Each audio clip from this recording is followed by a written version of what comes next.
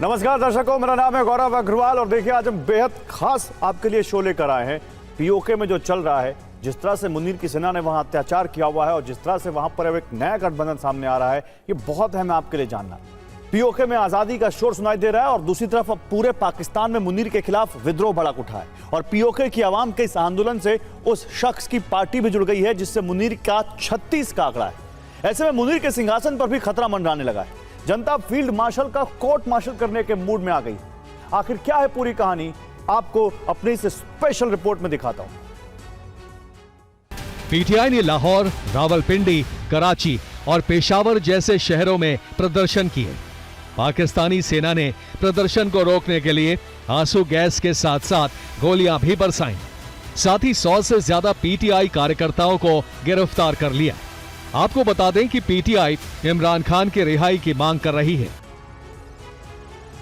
तो एक तरफ पीओके और पूरे पाकिस्तान में मुनीर के खिलाफ क्रांति चरम पर है, तो दूसरी तरफ अब बलूचिस्तान से आई खबर ने मुनीर की बेचैनी बढ़ा दी है। वो बलूचिस्तान जिसने कुछ दिन पहले ही अपनी आजादी का ऐलान कर दिया था। क्या है वो खबर और क्यों मुनीर के उड़ गए हैं होश, हमारी इस रिपोर्ट में देखिए। बलूचिस्तान ने पाकिस्तान से आजादी का ऐलान करने के बाद 11 अगस्त को अपना स्वतंत्रता दिवस घोषित कर दिया है। बलोच नेताओं ने दुनिया के देशों से मान्यता देने की अपील की। बलूचिस्तान राष्ट्रीय एकता के साथ 11 अगस्त को स्वतंत्रता दिवस के रूप में दुनिया भर में मनाने की घोषणा करता है। इस मौके पर बलोच लोग अपने घरों, मोहल्लों, बाजारों, दुकानों, शिक्षण संस्थानों और दूसरी जगहों पर आजाद बलूचिस्तान का राष्ट्रीय झंडा फहराएंगे और आने वाली पीढ़ियों को इस ऐतिहासिक दिन के महत्व के बारे में बताएंगे। बलोच नेताओं का दावा है कि बलूचिस्तान के 85% क्षेत्र पर अब उनका नियंत्रण है। नया झंडा, राष्ट्रगान और करेंसी भी जारी हो चुकी है। साथ ही कहा है कि अब बलूचिस्तान के खनिज, गैस जैसे संसाधनों पर उनका हक होगा। साथ ही दूसरे देशों से रिपब्लिक ऑफ बलूचिस्तान को मान्यता देने की अपील की।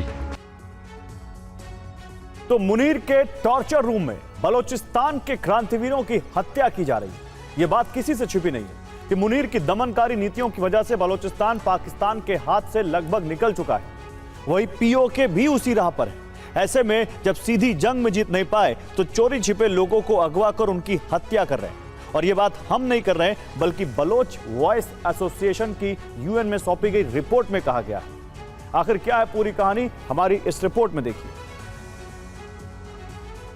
दावा है कि बलूचिस्तान में बगावत को दबाने के लिए मुनीर ने टॉर्चर चैम्बर बनाया, जिसमें मुनीर के खिलाफ आवाज उठाने वाले बलोच लोगों को टॉर्चर कर मार दिया जाता है। हर साल सैकड़ों बलूचों को सुरक्षा एजेंसियां अगवा कर लेती हैं, जिनमें छात्र, डॉक्टर, पत्रकार और मानवाधिकार कार्यकर्ता शामिल। साल 2025 के दौरान 900 से ज्यादा लोगों को पाकिस्तानी सेना ने जबरन गायब कर दिया। वहीं 150 लोगों की कथित तौर पर बिना कानूनी प्रक्रिया के हत्या किए जाने का दावा किया है। पाकिस्तान की कुल जमीन का करीब 44% हिस्सा अकेले बलूचिस्तान का, जबकि मुल्क की आबादी में उसकी हिस्सेदारी सिर्फ 5%। और अमेरिका की युद्ध शक्ति की दुनिया लोहा मानती थी, लेकिन ईरान के साथ 5 महीने तक चली जंग के बाद बताया जा रहा है कि अमेरिका की यह शक्ति बहुत कमजोर हो गई है। कई रिपोर्ट में दावा किया जा रहा है कि अमेरिका के पास अब जंग लड़ने की ताकत नहीं है। इसीलिए ट्रंप ने अचानक ईरान पर हमले को रोक दिया है। इस बात को तब और बल मिल गया जब अमेरिकी मीडिया में रिपोर्ट छपी कि हथियारों की कमी से भड़के ट्रंप ने अपने युद्ध मंत्री की क्लास लगा दी। सवाल यही है कि आखिर अमेरिका इस वक्त जंग लड़ने की स्थिति में क्यों नहीं है? ऐसा दावा क्यों किया जा रहा है कि उसकी युद्ध शक्ति कमजोर हो गई है? पेंटागन की ऐसी कौन सी कमजोरी सामने आ गई है जिससे ट्रंप के क्रोध का ब्लास्ट हो गया है? आज हम आपको व्हाइट हाउस के अंदर की रिपोर्ट दिखाने जा रहे हैं।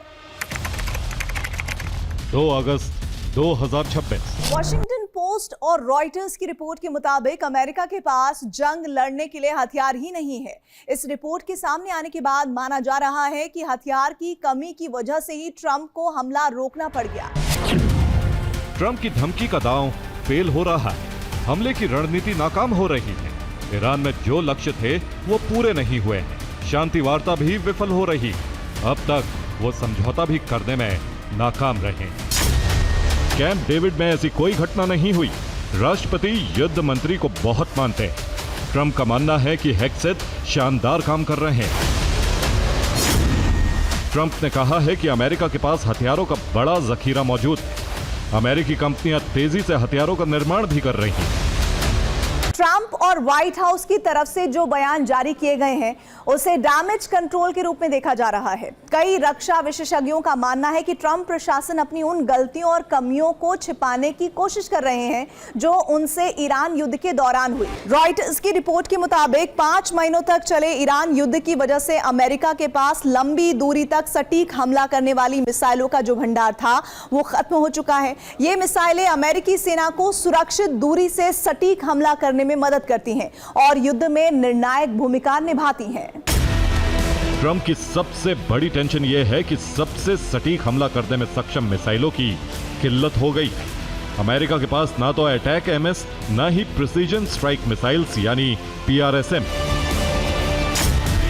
रिपोर्ट के मुताबिक पहले महीने में ही अमेरिका ने 850 टॉमाहॉक मिसाइलें, 1000 से ज्यादा थर्ड मिसाइलें और कम से कम 1300 बैलिस्टिक मिसाइलें फायर करनी पड़ी। और अमेरिका में हथियार की किल्लत है, इसको लेकर एक दो नहीं बल्कि कई रिपोर्ट आई।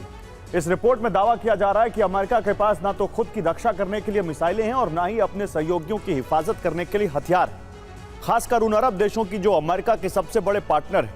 और यही वजह है कि अमेरिका पर अरब देशों का भरोसा पूरी तरह से हिल गया है। जॉर्डन के सैन्य ठिकाने पर 50% लॉन्ग रेंज हथियार खत्म हो चुके हैं, जबकि इराक में अमेरिकी बेस पर 60% डिफेंस सिस्टम पूरी तरह तबाह हो चुके हैं। बाकी 40% को लेकर भी संशय की स्थिति है। कुवैत में 55% हथियार पूरी तरह कबाड़ बन चुके हैं, जिसमें अधिकतर लॉन्ग रेंज मिसाइलें हैं। कतर में 65% अमेरिकी हथियारों की कमी, बहरीन में 70% हथियारों की कमी है, जबकि सऊदी अरब में 80% तक अमेरिकी हथियार खत्म हो चुके हैं। सऊदी ने ही ट्रंप से हमले रोकने के लिए कहा था। इसके अलावा यूएई की हालत भी खराब है। वहां मौजूद अमेरिकी सैन्य ठिकानों पर 75% हथियार नहीं है। ईरान एटम बम बनाने का मिशन जारी रखेगा। परमाणु हथियार ईरान की सुरक्षा के लिए बहुत जरूरी है। हम संवर्धित यूरेनियम और परमाणु हथियारों पर कोई बात नहीं करेंगे। और सऊदी अरब के मक्का में एक नए समझौते की नींव रखी गई, जो उस महासंग्राम की आहट है जिसमें पूरा अरब सुलग सकता है। मक्का में जो दस्तखत हुए हैं वो सिर्फ 3 देशों सऊदी अरब, तुर्की और पाकिस्तान की साझेदारी नहीं है, बल्कि पश्चिमी एशिया की नई सत्ता रेखा का ऐलान है। क्योंकि अरब देशों का भरोसा अमेरिका से टूटता दिख रहा है और इसी वजह से अरब देश एक ऐसा अभेद घेरा बनाना चाहते हैं जिस पर ईरान के हमलों का असर ना हो।